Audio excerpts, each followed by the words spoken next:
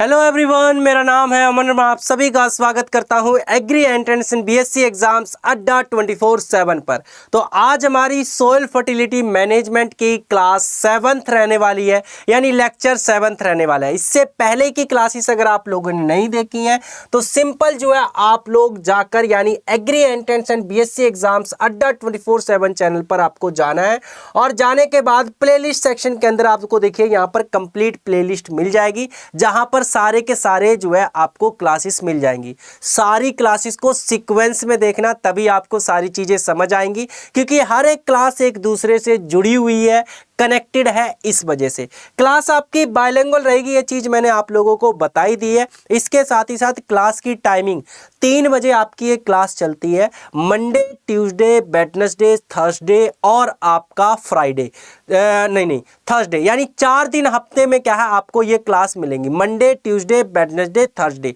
इन चारों दिन क्या है आपको ये क्लास मिलेगी 3 बजे। इस बात का आप लोग ध्यान रखोगे। देन इसके साथ ही साथ मैं थोड़ा सा क्लास स्टार्ट करने से पहले कुछ जानकारी आपको दे दूं। जैसे बहुत सारे बच्चों की यहाँ पर क्वेरी आई है कि सर बाकी के सब्जेक्ट कब स्टार्ट होंगे, लाइक प्लांट पैथोलॉजी कब स्टार्ट होगा या क्रॉप फिजियोलॉजी कब स्टार्ट होगा, वो आप लोग पूछ रहे हो। तो देखो बेटा, फिलहाल मैं आप लोगों को क्लियर सीधा सा मैं आपको बताना चाहूंगा। फिलहाल आपके यूट्यूब पर दामिनी मैम जो सब्जेक्ट करवा रही है वो, और मेरा जो सब्जेक्ट सोइल फर्टिलिटी मैनेजमेंट चल रहा है वो, यानी आप लोगों की डिमांड थी, जिसकी वजह से हम लोगों ने ये नया सब्जेक्ट आपका स्टार्ट कर दिया, जैसा कि आपका कहना था। बट सारे सब्जेक्ट यूट्यूब पर प्रोवाइड करवाना वो हम पॉसिबल नहीं हो पाएगा, क्योंकि हमारी पेड क्लासेस जो है होती है, और दिन में एक इंसान 5 से 6 क्लासेस मैक्सिमम आपका ले सकता है ना। तो अगर आपको बाकी के सब्जेक्ट पढ़ने हैं, बाकी की सारी क्लासेस आपको देखनी है, तो आप जो है सिंपल ये देखिए, बीएससी एग्रीकल्चर का सेकंड सेमेस्टर का बैच है। मैं क्लास के एंड में बताता हूं किस तरीके से आप एनरोल कर सकते हो। तो यहां पर आप एनरोल करके ये सारे के सारे सब्जेक्ट जो है आप पढ़ सकते हैं। ये जस्ट मैंने इसलिए बताया क्योंकि आप में से बहुत सारे बच्चे ऐसे भी हैं जो क्लास को थोड़ी बहुत देर के लिए देखते हैं और उसके बाद क्या है वो निकल लेते हैं, है ना, और फिर उन्हें ये इन्फॉर्मेशन पता ही नहीं चलती, और फिर आप कमेंट बॉक्स के अंदर कहते हैं कि सर बाकी के सब्जेक्ट कहाँ मिलेंगे, ऐसा वैसा। तो इसलिए मैंने स्टार्टिंग में बता दिया। अब चलो हम अपने सेशन को स्टार्ट करते हैं। तो प्रीवियस क्लास की अगर मैं बात करता हूँ, प्रीवियस लेक्चर 6 की अगर मैं बात करता हूँ, तो वहां पर हमने आपका आयरन, मैग्नीज, इन दोनों माइक्रोन्यूट्रिएंट के फंक्शंस एंड डेफिशिएंसी सिम्टम्स के बारे में बात कर ली थी। अब नेक्स्ट हम बात करेंगे बोरोन के बारे में। हमारी यहाँ पर क्लास एंड हुई थी, अगर आपने पिछली क्लास देखी है तो। नहीं देखी है जाके देख के आओ, इस क्लास को मत देखो, जा सकते हो आप, क्लियर कट मैंने बता दिया है ना, बुरा मत मानना, बट आपको चीजें समझ नहीं आएंगी इसलिए मैं बोल रहा हूँ।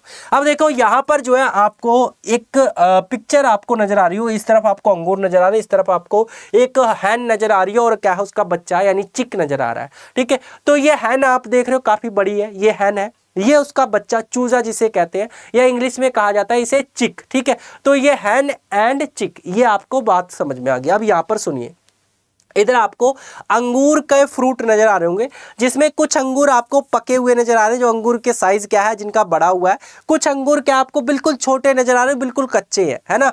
तो यहाँ पर जो पके हुए अंगूर है वो एक तरीके से हैन होगी, और जो छोटे अंगूर है वो एक तरीके से क्या है आपके चिक होगी। तो ये एक तरीके का डिसऑर्डर होता है जो अंगूर के अंदर क्या है पाया जाता है, यानी कुछ अंगूर तो आपके पककर तैयार हो जाते हैं, कुछ आपके अभी तक बच्चे या चिक आपके जो है मतलब छोटे ही रह जाते हैं, कच्चे ही रहते हैं।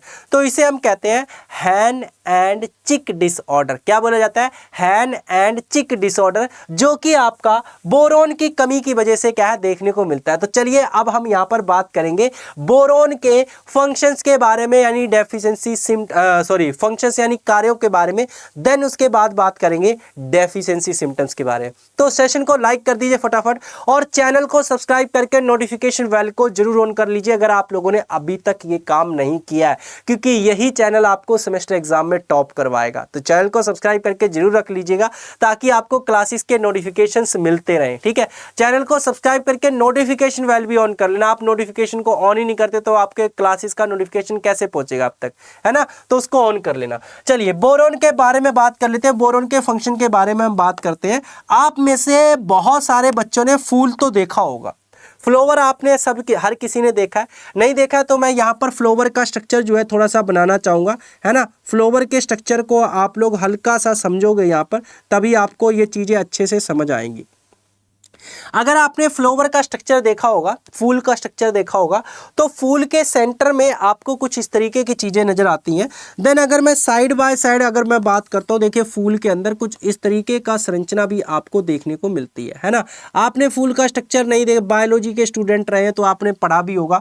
इस तरीके से क्या है आपको देखने को मिलता है, और ये नीचे क्या है इस तरीके से चीज़ जो है आपकी कह लीजिए फूली हुई रहती है। देन अगर मैं बात करता हूँ यहाँ पर कुछ इस तरीके से आपको लाइक इतनी अच्छी खास मेरी ड्राइंग है नहीं है, बट फिर भी हाँ समझाने लायक जो है मैं यहाँ पर चीज़ों को बनाने की कोशिश करूँगा। ठीक है, आप लोग भी भाई इस तरीके का जो है बना लीजिए अपने नोटबुक के अंदर जो है।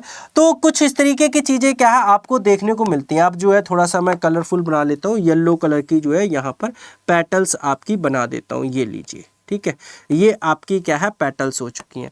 अब देखो मैं अगर इस फूल के पार्ट्स की अगर मैं बात करता हूँ, अगर मैं आपको बताऊँ तो ये जो ग्रीन वाला हिस्सा आपको नजर इसे हम कहते हैं सेपल्स, जो आपको फिलहाल कोई जरूरत नहीं है जानने की। ये जो बीच वाला हिस्सा आपको नजर आ रहा है इसे कहा जाता है पिस्टिल। क्या कहते हैं इसे? पिस्टिल। और ये पौधे का यानी फूल का फीमेल पार्ट होता है, फीमेल पार्ट होता है।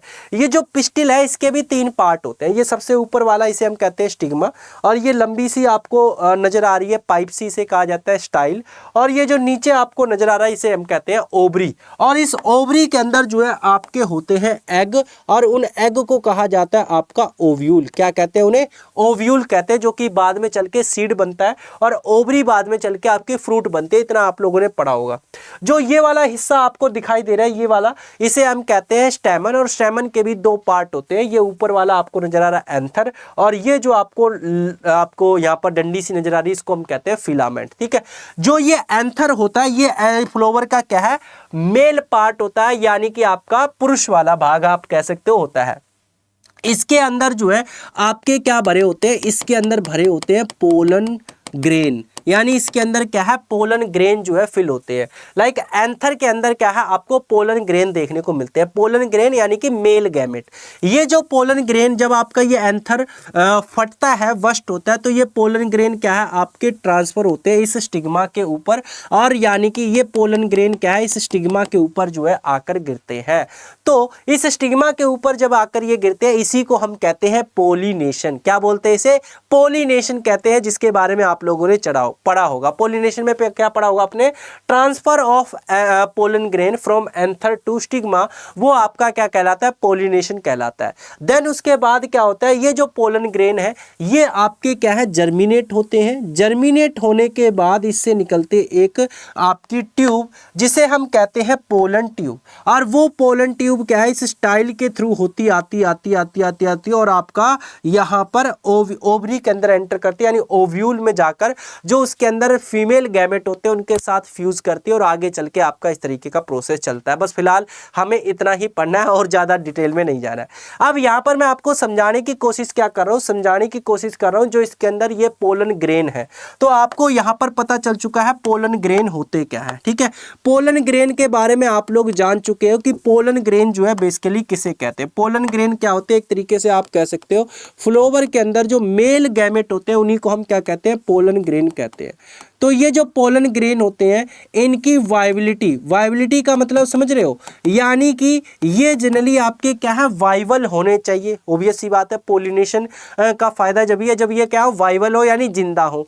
तो इनकी वाइबिलिटी के लिए बोरोन क्या है आपका इंपॉर्टेंट रोल प्ले करता है। दूसरी चीज, ये पोलन ग्रेन आपके स्टिग्मा के ऊपर ट्रांसफर होकर आए उसके बाद क्या है ये जर्मिनेट करेंगे। तो ये जो जर्मिनेशन होता है पोलन ग्रेन का, उस जर्मिनेशन के अंदर भी क्या है आपका जो बोरोन है इसका इंपॉर्टेंट रोल रहता है, यानी पोलन ग्रेन के जर्मिनेशन में भी क्या करता है ये मदद करता है। इसके अलावा पोलन ट्यूब फॉर्मेशन में या अल्टीमेट आप कहोगे तो आप कह सकते हो पोलिनेशन में बोरोन जो है वो इंपॉर्टेंट रोल प्ले करता है, फंक्शन प्ले करता है। ठीक है, तो ये आपका क्या है बोरोन का फंक्शन या फिर कार्य हो जाता है। इतनी बात क्लियर हो चुकी है। अब यहां पर एक चीज आपको और समझ में आ चुकी होगी, वो क्या चीज समझ में आ चुकी होगी कि भाई बोरोन क्या कर रहा है आपका पोलिनेशन में हेल्प कर रहा है, यानी कि एंथर को पोलन ग्रेन को स्टिग्मा तक पहुंचा रहा है, देन उसके बाद जर्मिनेट हो रहा है और आगे क्या आपका फर्टिलाइजेशन वगैरह हो रहा है। तो कहीं ना कहीं आप ऐसा भी कह सकते हो कि बोरोन जो है वो बेसिकली क्या कर रहा है आपका seed and fruit formation seed and fruit formation में क्या कर रहा है, मदद कर रहा है, हेल्प कर रहा है। बात समझे कि नहीं समझे भाई? सीड या फिर आपका कह लीजिए फ्रूट का फॉर्मेशन कब होगा, जब पॉलिनेशन होगा। अगर पॉलिनेशन ही नहीं होगा तो सीड और फ्रूट का फॉर्मेशन ही नहीं होगा। तो ये भी क्या है, बोरोन का फंक्शन आप कह सकते हो। दूसरा जो बोरोन का फंक्शन होता है या कार्य होता है वो क्या होता है, बोरोन जनरली क्या करता है, आपका कैल्शियम की सोल्युबिलिटी को क्या कर देता है, बढ़ा देता है। यानी बोरोन क्या करता है, कैल्शियम की सोल्युबिलिटी को जो है बढ़ा देता है, ये इसका नेक्स्ट काम होता है। देन इसके अलावा अगला जो काम होता है बोरोन का वो होता है शुगर ट्रांसलोकेशन का। यानी कि बोरोन जनरली क्या करता है, शुगर ट्रांसलोकेशन में भी जो है हेल्प करता है। तो ये क्या है, बोरोन के फंक्शन या फिर कार्य आपके आ जाते हैं जिन्हें आपको ध्यान में रखना है। तो ये बोरोन के इंपॉर्टेंट कार्य आपके हैं सारे के सारे।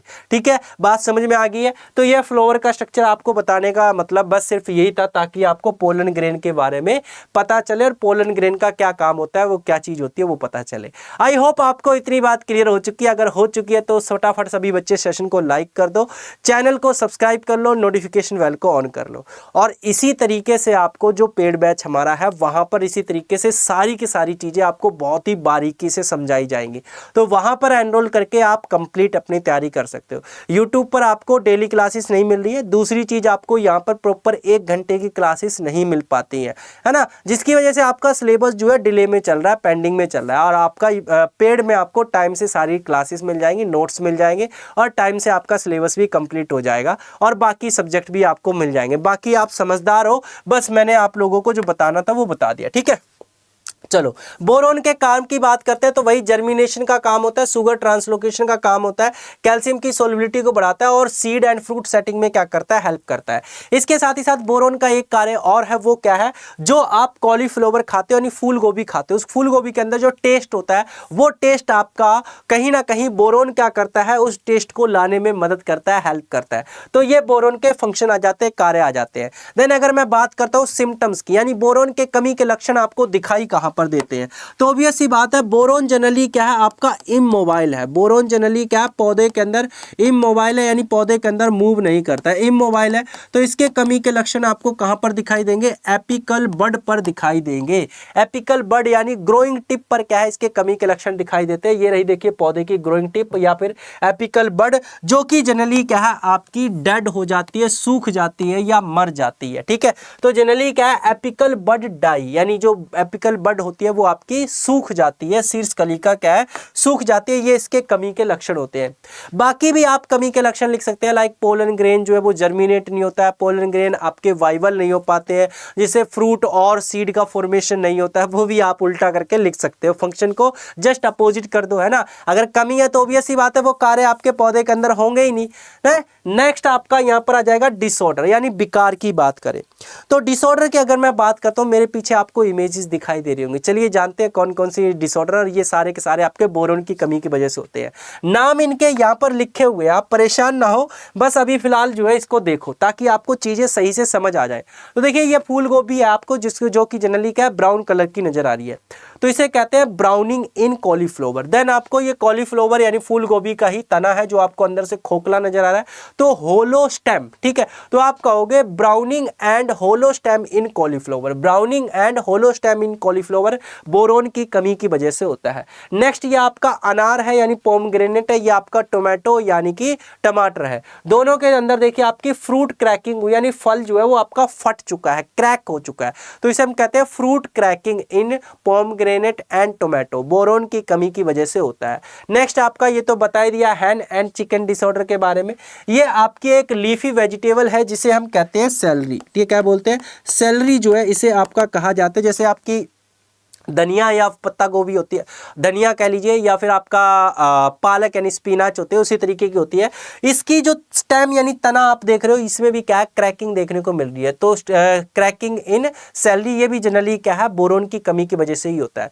जहां पर भी आपको क्रैकिंग दिखाई दे, फ्रूट क्रैकिंग, स्टेम क्रैकिंग, तो वो आपका बोरोन की कमी की वजह से ही देखने को मिलता है। इसके साथ ही साथ आपको मैंगो के अंदर इस तरीके का जो नेक्रोसिस स्पॉट्स, आपको ये ब्लैक कलर के स्पॉट दिखाई दे रहे हैं, ये भी बोरोन की कमी की वजह से से होते हैं।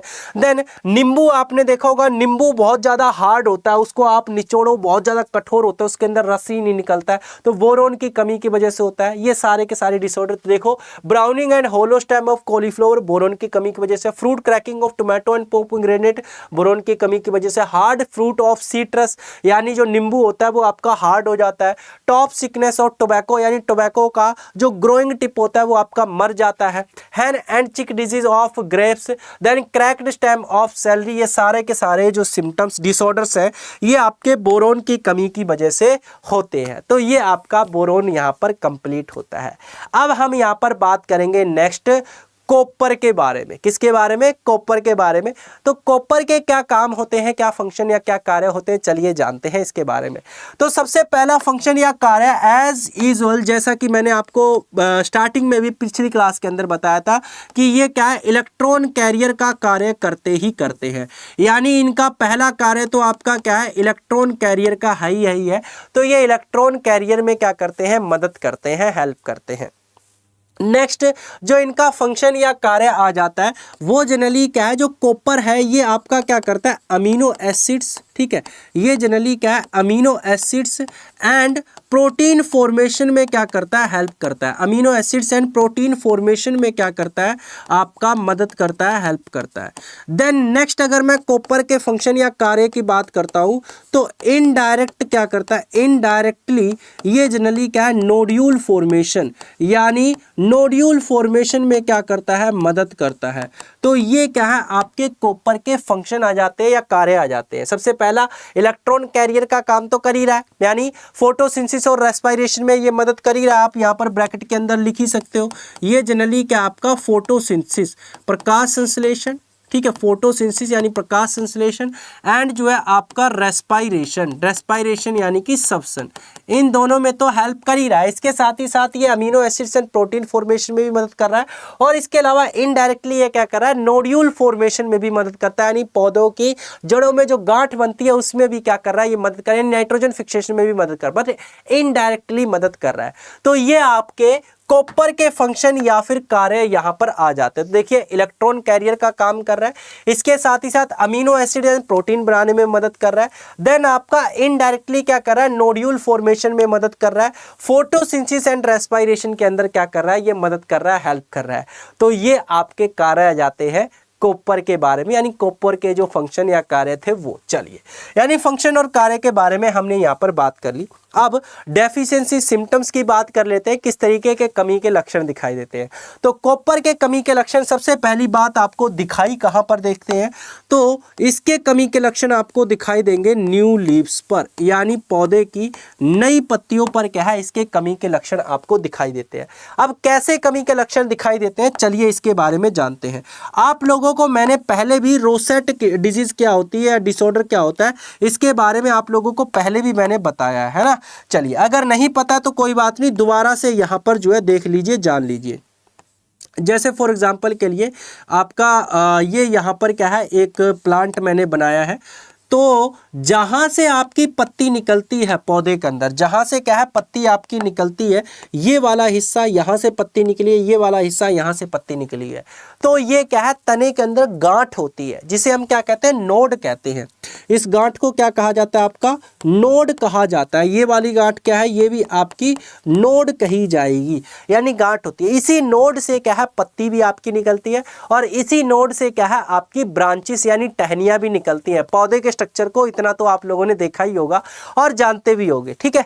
तो दो नोड के बीच में ये जो आपको स्टेम नजर आ रहा है, तने जो नजर आ रहा है, इसे हम कहते हैं इंटरनोड। क्या बोलते हैं इसे, इंटरनोड कहते हैं। अब ये जो इंटरनोड का साइज अगर ज्यादा बड़ा होगा तो पौधे का तना उतना ही, यानी पौधा जो है उसकी हाइट उतनी ही ज्यादा होगी। अगर इंटरनोड साइज छोटा है तो पौधे की हाइट क्या है, कम होगी, यानी उसकी ग्रोथ जो है ज्यादा नहीं होगी।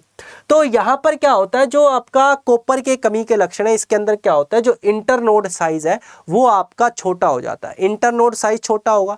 अब इंटरनोड साइज छोटा होगा तो इससे होगा क्या, यानी मान लीजिए आपका एक नोड क्या है यहाँ पर आ गया, इंटरनोड साइज छोटा हो गया जिसकी वजह से नोड यहाँ पर बीच में भी देखने को मिल रहा है। तो यहाँ पर जनरली क्या है, यहाँ पर भी आपकी पत्ती निकलेगी, है ना। तो इस तरीके से जब पत्ती आपकी निकलेंगी तो पत्तियां क्या है, पास पास में हो जाएंगी, यानी पौधा जो एक तरीके से झाड़ी नुमा आपको दिखाई देगा जैसा यहाँ पर देख रहा है। दूसरा क्या है, जो पत्तियां हैं वो आपकी डीफॉर्म्ड हो जाएंगी। डीफॉर्म्ड मतलब जो नॉर्मल लीव्स है ना वैसे नहीं दिखाई देंगे, वो मुड़ी तुड़ी आपको दिखाई देंगी जैसा यहाँ पर देखने को मिल रहा है। तो यही क्या कहलाता है, आपका रोसेटिंग कहलाता है। इसी को क्या कहते हैं, रोसेटिंग कहते हैं। तो कॉपर की डेफिशिएंसी की वजह से आपको रोसेटिंग प्लस जो है एक्सेस गमिंग, बचपन में आप लोगों ने पेड़ पौधों से गोंद निकलता था, उस गोंद को निकालकर नोटबुक वगैरह को चिपकाया होगा। मैंने तो ऐसा किया, आप लोगों का बचपन ऐसा था या नहीं था मुझे नहीं आइडिया है ना। बट आपका देखिए पेड़ से इस तरीके का गोंद निकलता है। आई नो आप में से बहुत सारे बच्चे ऐसे होंगे जिन्होंने किया होगा, है ना। हम लोगों में ज़्यादा कोई डिफरेंस नहीं है, 4-5 साल का मैक्सिमम डिफरेंस होगा। तो ये जनरली क्या है आपका यहाँ पर 4-5 साल, हाँ इतना तो होगा ही लगभग, ठीक है। तो ये जनरली क्या आपको गोंद दिखाई दे रहा है, ये क्या है गमिंग मटेरियल है, जो कि कहीं ना कहीं कॉपर की कमी की वजह से इस तरीके की चीज जो है देखने को मिलती है, खासकर जो नींबू वर्गीय पौधे होते हैं उनके अंदर, है ना। तो ये भी आपका कॉपर की कमी की वजह से ही होता है। तो रोसेटिंग एंड एक्सेस गमिंग जो है वो आपका कॉपर की डेफिशिएंसी के सिम्टम्स होते हैं, लक्षण होते हैं, जो कि नई पत्ती पर क्या है आपको देखने को मिलते हैं। जो गमिंग मटेरियल है वो तो हालांकि तने पर देखने को मिलेगा, पत्ती पर नहीं मिलेगा, बट रोसेटिंग जो है वो आपको पत्ती पर देखने को मिलती है। तो ये आपके डिसऑर्डर के बारे में, डेफिशिएंसी सिम्टम्स के बारे में हो गया। अब हम बात कर लेते हैं डिसऑर्डर के बारे में। तो इसके अंदर इसकी कमी की वजह से 2 डिसऑर्डर होते हैं, एक आपका reclamation disease in citrus and sugar cane, यानी शुगर केन और सीट्रस के अंदर रिक्लेमेशन डिजीज होती है जिसे हम एक्जेंथिमा कहते हैं। क्या बोलते हैं, एक्जेंथिमा बोलते हैं। इसके अंदर क्या होता है, देखिए आपका जो सीट्रस के पौधे हैं उनकी जो पत्तियां हैं आपको वो कैसी क्रिंकल्ड नजर आ रही होंगी, एक तरीके से देखा जाए तो वो आपकी डीफॉर्म्ड नजर आ रही हैं, ठीक है। नेक्स्ट अगर मैं शुगर केन की बात करता हूं तो यहां पर भी उसकी पत्तियां नॉर्मल नहीं नजर आ रही होंगी, आपको मुड़ी तुड़ी नजर आ रही हैं, और साथ ही साथ क्या है झाड़ी नुमा संरचना भी आपको हल्की सी देखने को मिल रही होगी। यहाँ पर नंबर ऑफ लीव्स क्या है ज्यादा दिखाई दे रही होंगी। तो ये क्या है कॉपर की कमी की वजह से होता है। तो फाइनली जो है डिसऑर्डर भी आपके यहाँ पर कंप्लीट हो चुके हैं। बात क्लियर हुई कि नहीं हुई? तो फटाफट एक बार सभी बच्चे सेशन को लाइक कर देंगे जिन्होंने अभी तक नहीं किया है। और आप लोगों से एक रिक्वेस्ट और है, जब भी क्लास एंड होती है आप पूरी क्लास देख लेते हो, एक बार अपना रिव्यू जरूर दिया करें कमेंट सेक्शन के अंदर क्लास कंप्लीट होने के बाद कि आपको क्लास कैसी लगी, अच्छी लगी, कुछ चीज़ें आपको समझ नहीं आई हैं तो वो भी आप मेंशन कर सकते हो, सारी चीज़ें आपको समझ आई हैं या नहीं आई हैं वो चीज़ें भी आप जरूर मेंशन किया करें, ठीक है। तो ये थोड़ा जो है हम लोगों के लिए भी अच्छा रहता है ताकि हमें भी पता चलता रहे, देन आप लोगों के भी कहीं ना कहीं वो आपकी चीज़ फ़ायदा पहुँचाएगा, आपके लिए वो चीज़ इंप्रूव की जाएगी, ठीक है। तो एक बार अपना कमेंट सेक्शन के अंदर जरूर बताया करें। बाकी नो डाउट हर बच्चे की डिमांड तो हम पूरी नहीं कर पाएंगे, बट हाँ जो चीज़ें हमें लगेंगी कि हाँ इंप्रूव करने की जरूरत है वो हम कोशिश जरूर करेंगे। तो चैनल को सब्सक्राइब करके नोटिफिकेशन बेल को जरूर ऑन कर लेना। चलो नेक्स्ट अब बात कर लेते हैं हम जिंक के बारे में। जिंक के फंक्शन या कार्यों की अगर मैं बात करता हूं तो इसका एक फंक्शन होता है, वो इंपॉर्टेंट फंक्शन क्या है आपका हार्मोन्स प्रोडक्शन का। यानी जिस तरीके से हम इंसान है, यानी हम अपनी बात करें तो हमारी बॉडी के अंदर भी क्या है हार्मोन्स आपके रिलीज होते हैं, है ना। तो वो हार्मोन्स आपके जो है कहीं ना कहीं हमारे बॉडी के फंक्शंस या ग्रोथ में क्या करते हैं मदद करते हैं। बात समझे कि नहीं समझे? सेम उसी तरीके से पौधे के अंदर भी क्या है हार्मोन्स आपके प्रोड्यूस होते हैं जिन्हें हम प्लांट ग्रोथ हार्मोन कहते हैं या प्लांट ग्रोथ रेगुलेटर कहा जाता है। आप लोगों ने अभी तो नहीं पढ़ा होगा बट क्रॉप फिजियोलॉजी के अंदर आप पढ़ोगे पीजीआर के बारे में। क्या बोलते हैं उन्हें? पीजीआर यानी प्लांट ग्रोथ रेगुलेटर बोलते हैं। चलिए यहाँ पर फुल फॉर्म भी लिख देता हूं मैं। इन्हें क्या कहा जाता है? प्लांट ग्रोथ रेगुलेटर्स जो है बोला जाता है। रेगुलेटर्स का मतलब क्या होता है? देखिए इनका नाम खुद ही बता रहा है, plant growth regulators. Plant growth पौधे की ग्रोथ, रेगुलेट का मतलब होता है कंट्रोल करना किसी चीज को। यानी जो प्लांट ग्रोथ रेगुलेटर्स होते हैं ये इस तरीके के केमिकल्स होते हैं या फिर कह लीजिए हार्मोन्स होते हैं जो पौधे की ग्रोथ को रेगुलेट करते हैं, कंट्रोल करते हैं। यानी या तो ग्रोथ को बढ़ाएंगे या फिर ग्रोथ को क्या करेंगे? इनहिबिट करेंगे यानी कि उसको रिड्यूस करेंगे, तो उन्हें हम प्लांट ग्रोथ रेगुलेटर्स बोलते हैं।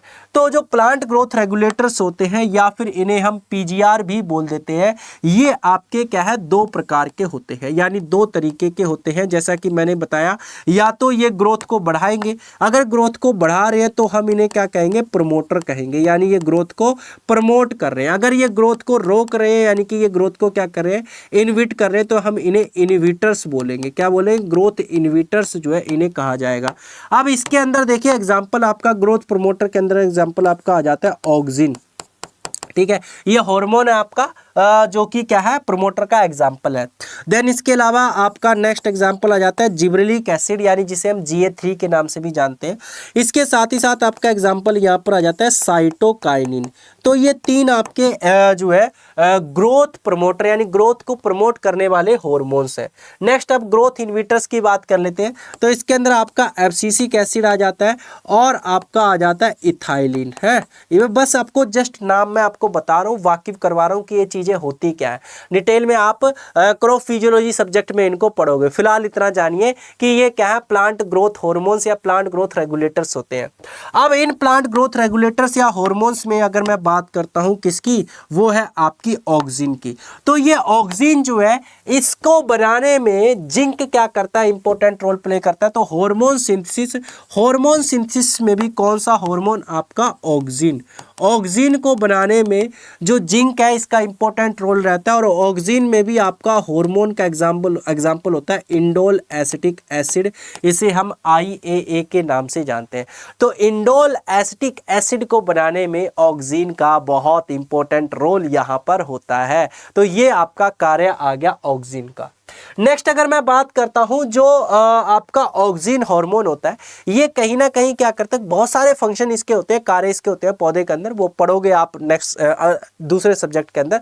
फिलहाल इतना जानिए ऑक्सिन का एक कार्य ये भी होता है कि ये पौधों के अंदर क्या है, फूल आने में मदद करता है। वो ऐसी बात, जब फूल आएगा तभी आपका क्या होगा, पॉलिनेशन होगा। जब पॉलिनेशन होगा तभी आपका पौधे के अंदर क्या है, फल फूल यानी कि फ्रूट वगैरह बनेगा या बीज बनेगा। तो कहीं ना कहीं ये क्या करता है, जिंक आपका रिप्रोडक्शन में भी मदद करता है, यानी पौधों के प्लांट के रिप्रोडक्शन में भी क्या है, आपका इंपॉर्टेंट रोल प्ले करता है जिंक। तो ये आपके कुछ फंक्शन आ जाते हैं जिंक के। अब जिंक के कमी के लक्षण की बात करते हो तो जिंक आपका मॉडरेटली मोबाइल के अंदर आता है। तो इसके कमी के लक्षण आपके दोनों जगहों पर दिखाई देते हैं, यानी न्यू लीव्स एंड जो है आपका ओल्डर लीव्स, ठीक है, पुरानी और नई पत्तियां, नई एंड पुरानी पत्तियां दोनों पर क्या है, इसके कमी के लक्षण आपको देखने को मिलते हैं। कैसे, रोसेट फॉर्मेशन देखने को मिलता है। अब रोसेट क्या होता है मैंने आपको ऑलरेडी बता दिया, यानी पत्तियां छोटी हो जाती है, तने के अंदर जो इंटरनोड साइज होता है वो भी छोटा हो जाता है, जिसकी वजह से पौधा आपको इस तरीके से झाड़ी नुमा दिखाई देता है, जो कि जिंक की कमी की वजह से देखने को आपको मिलता है। अगर डिसऑर्डर की बात करता हूं, कौन कौन से डिसऑर्डर इसकी वजह से होते हैं तो नोट कर लो। सबसे पहला डिसऑर्डर आ जाता है व्हाइट वड इन मेज, यानी मेज के अंदर जो ये पत्ती आप देख रहे हैं इसमें देखो सफेद रंग की लाइनें आपको नजर आ रही होंगी, तो ये व्हाइट वड डिसऑर्डर कहलाता है, जो कि मेज के अंदर जिंक की वजह से होता है। देन आपका खैरा डिजीज जो है ये भी जिंक की कमी की वजह से होती है, जो धान के अंदर यानी पैडी के अंदर देखने को मिलती है। मोटल्ड लीफ इन सिट्रस, यानी कि पत्ती जो है कुछ इस तरीके की दिखाई, डार्क ग्रीन येलो कलर की देखने को मिलती है। अगर आप इसे ऐसे क्रंच करते हो तो वो आसानी से ब्रेक हो जाती है, टूट जाती है, जो कि आपकी जो कि जनरली क्या है, जिंक की कमी की वजह से होती है। Little leaf of cotton zinc की कमी की वजह से क्या है, आपको देखने को यहाँ पर मिलता है। तो ये आपके डिसऑर्डर आ जाते हैं जो कि जनरली क्या है, जिंक की कमी की वजह से देखने को मिलते थे। अब नेक्स्ट जो हमारा एलिमेंट आ जाता है वो है आपका कोबाल्ट। कोबाल्ट के बारे में एक चीज मैं आपको बता देता हूं, ये आपका माइक्रो न्यूट्रेंट नहीं है, ये आपका माइक्रो न्यूट्रेंट नहीं है, इस बात का आप लोग ध्यान रखोगे। फिर कहोगे सर आप इसको पढ़ा क्यों रहे, कई बार एग्जामिनर क्या है आपका इसके बारे में पूछ लेता है। देखिए आपने एक कॉन्सेप्ट मैंने आप लोगों को बताया नहीं है, बट आप एक चीज याद रखना, एक और आपका क्लासिफिकेशन या टाइप होता है वो है अल्ट्रा माइक्रो न्यूट्रेंट, ठीक है। क्या कहते हैं उसे, अल्ट्रा माइक्रो न्यूट्रेंट बोलते हैं। अल्ट्रा माइक्रो न्यूट्रेंट आपके कौन से न्यूट्रेंट होते हैं, तो देखो मैंने मैक्रो न्यूट्रेंट के बारे में बताया, मैक्रो न्यूट्रेंट, आप ध्यान से सुनना मैं क्या कह रहा हूं। मैक्रो न्यूट्रेंट आपके, हेलो यार ध्यान से सुन लो भाई मेरी बात है ना। मैक्रो न्यूट्रेंट आपके वो न्यूट्रेंट होते हैं जो कि जनरली क्या है, पौधे को 100 ppm से ज्यादा मात्रा में चाहिए होते हैं। माइक्रो न्यूट्रेंट वो न्यूट्रेंट होते हैं जो पौधे को 100 ppm से कम मात्रा में चाहिए होते हैं, ppm part per million. Then ultra micro nutrient वो न्यूट्रिएंट होते हैं जो कि पौधे को 1 ppb यानी कि एक जो है आपका एक पार्ट पर बिलियन यानी 1 ppb से भी कम मात्रा में चाहिए होते हैं, उन्हें हम अल्ट्रा माइक्रो न्यूट्रिएंट कहते हैं। और इसके अंदर आपके दो एग्जाम्पल आ जाते हैं, यानी दो न्यूट्रिएंट इसके अंदर आ जाते हैं। एक आपका कोबाल्ट आता है और दूसरा आपका मोलिब्डेनम आता है। मोलिब्डेनम आपका माइक्रो न्यूट्रिएंट के अंदर भी कंसीडर किया जा रहा है और अल्ट्रा माइक्रो न्यूट्रिएंट के अंदर भी कंसीडर किया जा रहा है। बात समझे कि नहीं समझे? बट कोबाल्ट आपका सिर्फ और सिर्फ अल्ट्रा माइक्रो न्यूट्रिएंट के अंदर आपका आता है, अल्ट्रा माइक्रो न्यूट्रिएंट का एग्जांपल आता है। ये बात आपको यहां पर थोड़ी सी ध्यान रखनी है। सॉरी भाई, माफी चाहूंगा, है ना। क्लियर हो चुकी है इतनी बात। अब चलो हम बात कर लेते हैं फंक्शन के बारे में, कार्यों के बारे में, कि अल्ट्रा माइक्रो न्यूट्रिएंट यानी जो कॉपर है उसका फंक्शन क्या होता है, कार्य क्या होता है। तो एक विटामिन होती है जिसका नाम है विटामिन B12। क्या नाम है? Vitamin B12। इसका केमिकल नेम की अगर मैं बात करता हूँ, रासायनिक नेम की बात करता हूँ, तो इसे हम कहते हैं साइनोकोबालामाइन। क्या बोलते हैं इसको? साइनोकोबालामाइन जो है इसका साइंटिफिक नेम या फिर कह लीजिए केमिकल नेम होता है। इसमें साइनोकोबालामाइन के अंदर अगर आप एक चीज नोट कर रहे हो, कोबाल, है ना, यानी कोबाल्ट। तो ये जो विटामिन B12 होता है जिसका केमिकल नेम साइनोकोबालामाइन है, तो यहाँ पर क्या है, इसके अंदर कोबाल्ट जो है देखने को मिलता है। यानी कोबाल्ट क्या करता है, यहाँ पर आपका इंपॉर्टेंट रोल प्ले करता है, आप ऐसा कह सकते हो। ठीक है, तो जो आपका विटामिन B12 है उसके फॉर्मेशन में कोबाल्ट क्या कर रहा है, इंपॉर्टेंट रोल प्ले कर रहा है। तो ये आपका कोबाल्ट का फंक्शन आ जाता है, कार्य आ जाता है। नेक्स्ट यहाँ पर जो है कोबाल्ट के फंक्शन या कार्य की अगर मैं बात करता हूँ, तो जैसा कि मैंने प्रीवियस क्लास के अंदर भी आपको बताया था लेग हीमोग्लोबिन के बारे में। ठीक है, लेग हीमोग्लोबिन के फॉर्मेशन में कौन मदद कर रहा था? आयरन मदद कर रहा था। लेकिन कहीं ना कहीं आपका कोबाल्ट भी क्या करता है, लेग हीमोग्लोबिन के अंदर जो है मदद करता है। यानी लेग हीमोग्लोबिन जो कि क्या करता है, ऑक्सीजन कैरियर का काम करता है। ऑक्सीजन कैरियर का काम करता है, किसको ऑक्सीजन पहुंचाता है? राइजोबियम बैक्टीरिया को क्या है, ऑक्सीजन पहुंचाता है। तो यहाँ पर भी कोबाल्ट जो है वो आपका क्या करता है, इंपॉर्टेंट रोल प्ले करता है। यानी कोबाल्ट का यहाँ पर क्या है, इंपॉर्टेंट रोल रहता है। कोबाल्ट क्या करता है, यहाँ पर भी मदद करता है। तो ये आपके क्या आ जाते हैं, कोबाल्ट के फंक्शन या फिर कार्य आ जाते हैं। तो देखो, एक तो विटामिन B12 में मदद कर रहा है, दूसरा लेग हीमोग्लोबिन में क्या कर रहा है, ये आपका मदद कर रहा है। देन आपका ऑक्सीजन कैरियर का जो है काम लेग हीमोग्लोबिन करता है, ये तो मैंने आप लोगों को बता ही दिया था। तो ये कोबाल्ट के फंक्शन या फिर आपके कार्य आ जाते हैं, जिन्हें आप लोग याद रख सकते हो। आपके एग्जामिनर अगर पूछता है तो आप उन्हें बता सकते हो। ठीक है, डेफिशिएंसी सिम्टम्स या डिसऑर्डर के बारे में इसमें कोई आपको कुछ चीज़ें नहीं पढ़नी है, इनकी जरूरत नहीं है। अब नेक्स्ट हम बात कर लेते हैं, ना ही किसी बुक्स के अंदर ऐसा कोई स्पेसिफिक मेंशन भी किया गया भाई क्या डेफिशिएंसी सिम्टम्स होते हैं, डिसऑर्डर इसके होते हैं। अब हम नेक्स्ट बात करेंगे मोलिब्डेनम के बारे में। मोलिब्डेनम अपने आप में एक इंपॉर्टेंट माइक्रोन्यूट्रिएंट आ जाता है। मोलिब्डेनम के सबसे पहले फंक्शन या कार्य की अगर मैं बात करता हूँ, तो ये जनरली क्या करता है, एक एंजाइम होता है जिसे हम कहते हैं नाइट्रेट रिडक्टेज एंजाइम। क्या बोलते हैं उसे, ध्यान रखना, इसे हम कहते हैं नाइट्रेट रिडक्टेज एंजाइम। ये नाइट्रेट रिडक्टेज जो एंजाइम है ना, इस एंजाइम्स को बनाने में मोलिब्डेनम का इंपॉर्टेंट रोल रहता है। अब मैं चाहूँ ना तो यहीं पर बस इस लाइन को खत्म करके आगे बढ़ सकता हूँ, बट अब आपको ये पता होना चाहिए कि नाइट्रेट रिडक्टेज एंजाइम आखिरकार है क्या, इसका फंक्शन क्या होता है। तो उसके लिए थोड़ा सा आपको चीज़ों को समझना पड़ेगा, डिटेल में थोड़ा सा मुझे यहाँ पर जाना पड़ेगा। ये आपका सोयल सरफेस हो चुका है, यहाँ पर मैंने क्या किया, ये एक पौधे को बना दिया है। ठीक है, अच्छा मुझे फटाफट चैट बॉक्स के अंदर ये बताओ कि प्लांट जो है वो न्यूट्रिएंट्स को ऑर्गेनिक फॉर्म में लेते हैं या इनऑर्गेनिक फॉर्म में लेते हैं, ये बात बताइए भाई। प्लांट्स आपके न्यूट्रिएंट्स को ऑर्गेनिक फॉर्म में अपटेक करते हैं या इनऑर्गेनिक फॉर्म में अपटेक करते हो? तो प्लांट्स आपके पौधों को आयनिक रूप में लेते हैं। आयनिक मतलब या तो कटायन के रूप में लेंगे या अनायन के रूप में लेंगे। और आयंस जो होते हैं वो जनरली क्या है, इनऑर्गेनिक फॉर्म होते हैं। यानी प्लांट जो है न्यूट्रिएंट को इनऑर्गेनिक के फॉर्म में क्या है, लेते हैं, अपटेक करते हैं। इनऑर्गेनिक मतलब अकार्बनिक के रूप में लेते हैं।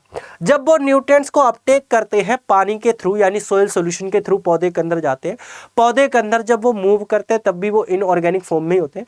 बट जब पौधा उनको अपनी ग्रोथ एंड डेवलपमेंट के लिए यूज करता है यानी एसिमिलेशन जब होता है, तो उस केस के अंदर ये जो इनऑर्गेनिक न्यूट्रिएंट हैं ये जनरली क्या है, आपके ऑर्गेनिक फॉर्म में कन्वर्ट हो जाते हैं। तब पौधा क्या करता है, इनको इस्तेमाल करता है। यानी पौधा जो है आपका जब इनका यूज करता है अपनी ग्रोथ एंड डेवलपमेंट में, तब वो ऑर्गेनिक रूप में क्या करता है, यूज करता है, इस्तेमाल करता है।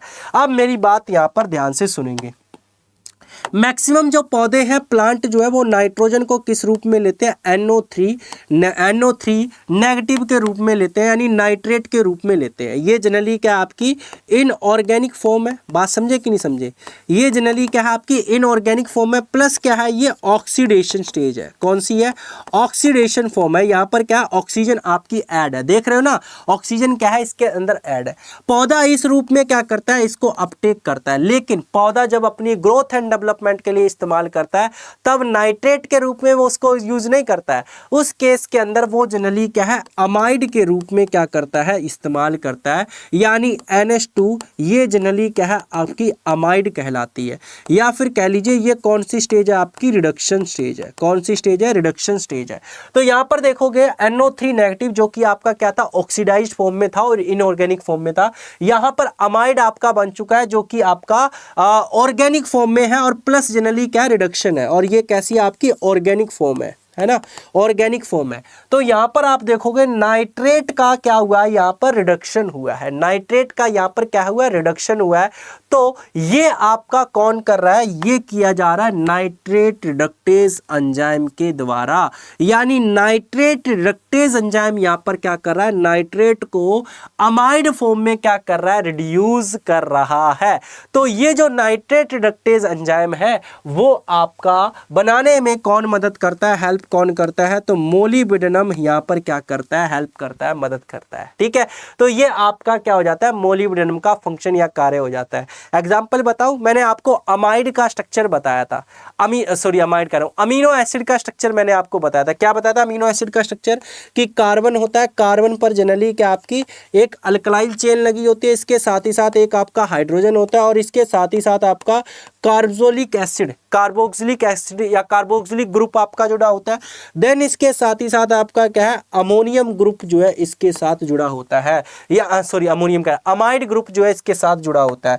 तो ये देखिए यहां पर जो है आपको नजर आ रहा होगा, क्या नजर आ रहा है, यहां पर देखने को मिल रहा होगा, ये देखिए आपकी नाइट्रोजन यहां पर अमाइड रूप में है, यानी जो कि जनरली क्या है, एक तरीके से आप कह सकते हो आपका ऑर्गेनिक फॉर्म है। तो पौधा ऑर्गेनिक फॉर्म में क्या करता है, अपटेक करता है। ठीक है, तो यहां पर ये मोलिब्डेनम का क्या है, रोल आ जाता है। देन इसके अलावा मोलिब्डेनम का क्या काम, क्या फंक्शन होता है, तो आप लोगों ने गाजर को खाया होगा, यानी कैरेट आप लोगों ने खाई होगी। एंड इसी के साथ ही साथ आपने रेडिश को भी खाया होगा, यानी मूली को भी आपने खाया होगा। तो गाजर और मूली जो आपने खाई है, गाजर या मूली के अंदर जो मीठापन होता है या फिर जो स्वीट टेस्ट होता है वो आपका मोलिब्डेनम की वजह से होता है। तो ये मोलिब्डेनम के फंक्शन आ जाते हैं। नाइट्रेट रिडक्टेज एंजाइम्स के में मदद करता है। देन कैरेट एंड रेडिश जो है उसमें स्वीटनेस जो है वो आपकी मोलिब्डेनम की वजह से होती है। ये क्या है, मोलिब्डेनम के फंक्शन हो गए, कार्य हो गए। अब डिसऑर्डर की अगर मैं बात करूं मोलिब्डेनम की, तो मोलिब्डेनम की कमी की वजह से जो फूल गोभी होती है उसकी पत्तियां क्या है, संकरी हो जाती हैं और जिसे हम विफ्टेल इन कॉलीफ्लावर कहते हैं। तो यहाँ पर देखो ये नॉर्मल पत्ती दिखाई दे रही है, लेकिन अगर मोलिब्डेनम की कमी होती है तो उसकी पत्तियां कुछ इस तरीके की दिखाई देते हैं, जिसे विफ्टेल ऑफ कॉलीफ्लावर कहा जाता है। क्या कहते हैं, विफ्टेल ऑफ कॉलीफ्लावर कहते हैं, जो कि मोलिब्डेनम की कमी की वजह से देखने को मिलता है। तो ये भी आपका यहाँ पर कंप्लीट हो गया। नेक्स्ट अब हम बात कर लेते हैं आपका क्लोरीन के बारे में। सभी बच्चे फटाफट एक बार सेशन को लाइक कर दो भाई जिन्होंने नहीं किया है, और जो है आप लोग चैनल को सब्सक्राइब करके जरूर रख लोगे, नोटिफिकेशन बेल को ऑन कर लेना। डेली आपकी 3 बजे क्लास चलती है, 3 बजे क्लास को अटेंड करना है, ताकि आप लोगों को क्या है प्रॉपर नोटिफिकेशन बेल को ऑन करना इसलिए जरूरी है ताकि आपको नोटिफाई यूट्यूब करता रहे और आपको याद रहे क्लासेस के बारे में। ठीक है, चलो अब क्लोरीन के फंक्शन या कार्यों की बात कर लेते हैं। तो सबसे पहले प्रीवियस क्लास को याद करो जब मैंने आपको मैग्नीज के कार्य के बारे में बताया था। मैग्नीज का कार्य फंक्शन मैंने आपको क्या बताया था, कुछ याद है? हाँ, फोटोसिंथेसिस के अंदर लाइट रिएक्शन में मैंने आपको फोटोलिसिस के बारे में बताया था।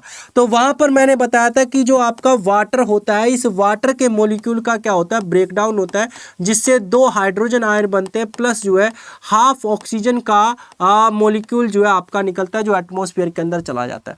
तो ये वाटर की स्प्लिटिंग हो रही है, इस वाटर की स्प्लिटिंग को हम क्या कहते हैं, फोटोलिसिस कहते हैं। क्या बोला जाता है? फोटोलिसिस कहा जाता है इस रिएक्शन को। और इस रिएक्शन के अंदर मैंने आपको बताया था एक तो मैग्नीज आपका, दूसरा जो है यहाँ पर क्लोराइड आयन का फंक्शन यानी कि रोल प्ले करता है। तो क्लोरीन का पहला कार्य क्या हो गया, फोटोलिसिस के अंदर क्लोरीन क्या करता है, यहाँ पर इंपॉर्टेंट रोल प्ले करता है। फोटोलिसिस के अंदर क्या है, क्लोरीन यहाँ पर इंपॉर्टेंट रोल प्ले कर रहा है। नेक्स्ट अगर मैं बात करता हूँ कार्य की, अगर मैं बात करूँ क्लोरीन की, तो क्लोरीन जनरली क्या करता है, ओस्मो रेगुलेशन। ओस्मो रेगुलेशन के अंदर क्या करता है, क्लोरीन आपकी मदद करता है, हेल्प करता है। ओस्मो रेगुलेशन का मतलब यहाँ पर क्या होता है, आपने ओस्मोसिस प्रोसेस के बारे में सुना होगा। ओस्मोसिस प्रोसेस के अंदर क्या होता है, लो कंसंट्रेशन से हाई कंसंट्रेशन की तरफ सोलवेंट जो है वो आपका मूव करता है। क्या कह रहा हूं मैं, लो कंसंट्रेशन से हाई कंसंट्रेशन की तरफ। आपने ओस्मोसिस के अंदर क्या पढ़ा होगा, लो कंसंट्रेशन से हाई कंसंट्रेशन की तरफ जो है आपका क्या है, सोलवेंट मूव करता है। सोलवेंट क्या करता है, मूव करता है थ्रू सेमी परमिएबल मेम्ब्रेन, यानी सेमी परमिएबल मेम्ब्रेन यानी एसपीएम मेम्ब्रेन के थ्रू जनरली क्या है आपका होता है। तो इसको हम क्या कहते हैं, ओस्मोसिस कहते हैं। जैसे आपने देखा होगा अगर आप पानी के अंदर क्या करते हो, जो किशमिश है उसको डाल देते हो, तो पानी जो है उसके अंदर आपका वो बहुत लो कंसंट्रेशन है ना, उसके अंदर सोल्यूट तो है नहीं है। लेकिन अगर किशमिश की बात करते हो वहां पर क्या है, हाई कंसंट्रेशन है, वहां पर पानी की कमी है। तो बाहर से पानी क्या है अंदर की तरफ जाता है, यानी किशमिश के अंदर जाता है। तो बाहर लो कंसंट्रेशन है, किशमिश में क्या है, हाई कंसंट्रेशन है। तो लो कंसंट्रेशन से हाई कंसंट्रेशन की तरफ सोलवेंट यानी वाटर क्या कर रहा है, मूव कर रहा है थ्रू सेमी परमिएबल मेम्ब्रेन, जिसकी वजह से किशमिश क्या है, फूल जाती है। तो वो आपका क्या कहलाता है, ओस्मोसिस कहलाता है। अब ये जो ओस्मोसिस होता है 2 तरीके का होता है।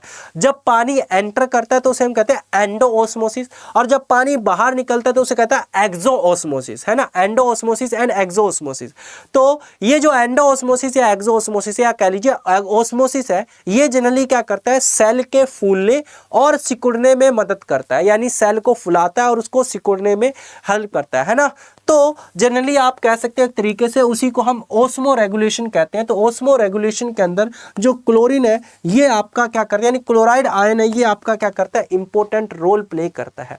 इंपॉर्टेंट रोल प्ले करता है, ये क्या है आपका क्लोराइड आयन का फंक्शन आ जाता है, फॉर्मेशन हो जाता है, यानी कि कार्य आ जाता है। इसके अलावा देखिए क्लोरीन का फंक्शन और क्या होता है आपका, क्लोरीन का फंक्शन तो क्या हम कह सकते हैं, इसका जो क्लोराइड आयन होता है या क्लोरीन होती है, ये जनरली क्या है, कुछ क्रॉप के लिए सेंसिटिव, यानी कुछ क्रॉप्स क्या है इसके लिए सेंसिटिव होती हैं। यानी सेंसिटिव क्रॉप्स का मतलब क्या है, सेंसिटिव क्रॉप्स का मतलब ये है कि अगर क्लोराइड आयन क्या है आपका प्रेजेंट होता है तो वो क्रॉप्स क्या है आपकी, उनकी ग्रोथ एंड डेवलपमेंट अफेक्टेड होती है, यानी वो अपनी ग्रोथ एंड डेवलपमेंट अच्छे से नहीं कर पाती, उनके अंदर कमियां विकार देखने को मिलते हैं। जैसे अगर मैं टोबैको की बात करता हूँ, तंबाकू की, तो तंबाकू के अंदर जो तंबाकू की पत्तियां होती है वो क्या हो जाती है, खराब हो जाती है क्लोराइड कंटेंट की वजह से। देन पोटैटो की बात करें, आलू की बात करें, जो आलू होता है उसमें जो आलू के अंदर मेनली स्टार्च पाया जाता है, तो वो स्टार्च का फॉर्मेशन नहीं हो पाता है। देन अगर मैं बात करता हूँ सुगर केन यानी गन्ने की, अगर मैं बात करूँ तो गन्ने के अंदर जो आपका यानी कि जूस बनता है वो आपका थोड़ा हल्का सा नमकीन सा देखने को मिलता है, यानी गन्ने का जूस भी जो है सही से नहीं बन पाता है। तो ये क्या है, क्लोराइड की टॉक्सिसिटी की वजह से क्या है देखने को मिलता है, यानी क्लोराइड अगर ज़्यादा होता है तो उसकी वजह से इस तरीके की चीज़ें देखने को मिलती हैं। तो क्लोराइड के फंक्शन की बात करता हूँ, देनली आपकी क्या टोबैको हो गया, बाकी की जो फसलें मैंने बताई है वो क्या है सेंसिटिव होती हैं, ओस्मो रेगुलेशन में मदद करता है, फोटोसिंथेसिस के अंदर आपका ऑक्सीजन इवोल्यूशन में क्या करता है, हेल्प करता है, यानी वही फोटोलिसिस में क्या कर रहा है, हेल्प कर रहा है। तो ये आपका क्लोरीन के क्या हो जाते हैं, फंक्शन आ जाते हैं किसके अंदर, पौधे के अंदर। एंड नेक्स्ट एंड लास्ट अब आपका आ जाता है निकल, जो कि 17वां इसेंशियल प्लांट न्यूट्रिएंट क्या है आपका ऐड ऑन किया गया था बाद में, कब 1987 के अंदर ब्राउन एट ऑल के द्वारा, है ना। तो इसके फंक्शन या कार्य की अगर मैं बात करता हूं तो इसका फंक्शन क्या हो जाता है, जो सीड्स और ग्रेन्स आपके होते हैं, यानी कि जो बीज होते हैं पौधे के अंदर जो बीज बनते हैं, उसमें क्या है न्यूट्रिएंट को ट्रांसपोर्ट करना क्या है आपका निकल का काम होता है। यानी कि सीड्स या ग्रेन के अंदर न्यूट्रिएंट को ट्रांसपोर्ट करने में क्या करता है निकल आपका मदद करता है, हेल्प करता है। तो ये क्या है इसका काम आपका आ जाता है, ठीक है। तो ये निकल के फंक्शन या फिर क्या है कार्य आपके आ जाते हैं। All clear. तो यहाँ पर जो है आपका निकल के बारे में भी कंप्लीट हो जाता है। इसके साथ ही साथ देखो, अगर मैं आप लोगों को और चीज़ बताना चाहूँ तो फिलहाल जो है आपको मैं ये इन्फॉर्मेशन देना चाहूँगा कि जो इसेंशियल प्लांट न्यूट्रिएंट्स वाला आपका टॉपिक था वो आपका क्या हो चुका है, कंप्लीट हो चुका है। यानी यहाँ पर हमने सारी चीजें क्या कर ली है, कवर कर लिया। अब जाते जाते एक इन्फॉर्मेशन सुन लेना जो मैंने स्टार्टिंग में आप लोगों को बताई थी। आप में से बहुत सारे बच्चे कमेंट सेक्शन के अंदर बोलते हैं कि सर बाकी के subject plant pathology, crop physiology और बाकी के जो है वो कब स्टार्ट होंगे, कहाँ मिलेंगे, लाइफ स्टॉक वगैरह कहाँ मिलेगा। तो बेटा वो सारे के सारे सब्जेक्ट आपको मिलेंगे बीएससी एग्रीकल्चर सेकंड सेमेस्टर के बैच के अंदर। यहाँ आपको लाइव प्लस रिकॉर्डेड क्लास मिल रही है। जो आपके सब्जेक्ट हो चुके हैं वो रिकॉर्डेड मिल जाएंगे, जो आपके चल रहे हैं वो आपको लाइव मिलेंगे, ठीक है। यहाँ पर आपको A4 साइज के नोट्स भी दिए जाएंगे जिन्हें आप डाउनलोड करके प्रिंट करवा सकते हो और अपने पास रख सकते हो लाइफ टाइम के लिए, आगे भी आपके कॉम्पिटिटिव एग्जाम में भी काम आएंगे।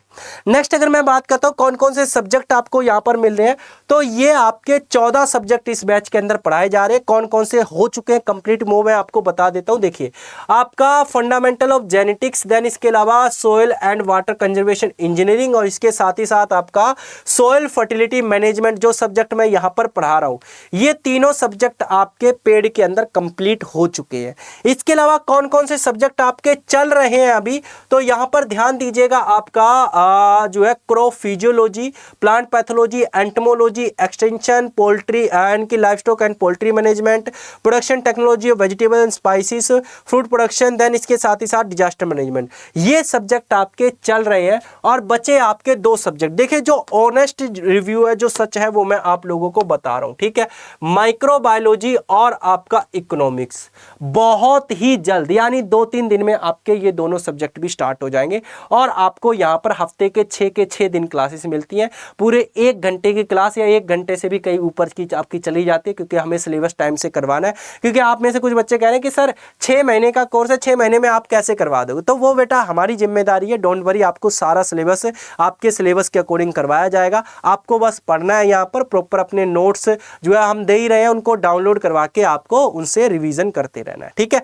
तो ये सारी चीजें आपको मिलेंगे। टेलीग्राम ग्रुप अलग से बनाया जाएगा जहां पर जो भी डाउट्स आपके होंगे वो आपका सॉल्व किए जाएंगे। देन इसके साथ ही साथ आपको जो है यहाँ पर प्रॉपर पेपर के सॉल्यूशन भी जो है आपको करवाए जाएंगे। इसके अलावा आपको नोट्स तो यहाँ पर मिल ही रहे हैं।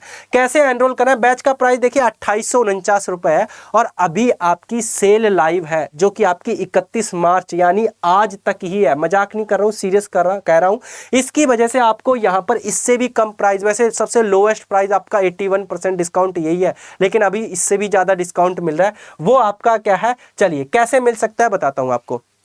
सिंपली आपको क्या करना है, अड्डा 24/7 का मोबाइल एप्लीकेशन डाउनलोड कर लेना प्ले स्टोर से। डाउनलोड करते समय गवर्नमेंट जॉब एग्जाम में एग्रीकल्चर सेलेक्ट करना।